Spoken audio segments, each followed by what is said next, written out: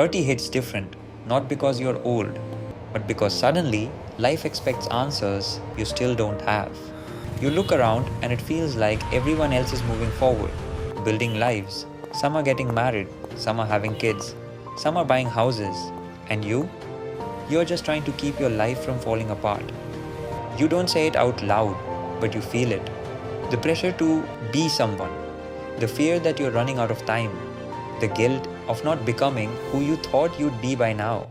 They call it adulthood, but nobody tells you how heavy it gets, how dreams fade quietly, how friendships fade away, how you start pretending you're okay, even when you're not. But listen, feeling lost at 30 is okay. Feeling scared is normal. Feeling behind is completely normal. This isn't failure. This is the real beginning.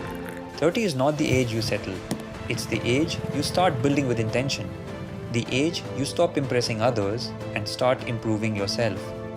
The age you rewrite the expectations you once blindly followed. The truth is, nobody is ahead. Nobody is behind. Everyone is fighting battles you never see. People post their highlights, but live their struggles in private. Your story isn't late.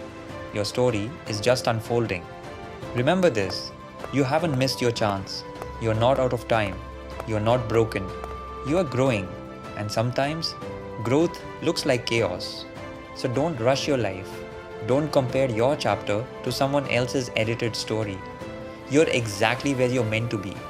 Your comeback starts right now. You're not behind. You're being prepared. And when your moment comes, you'll rise higher than you ever imagined.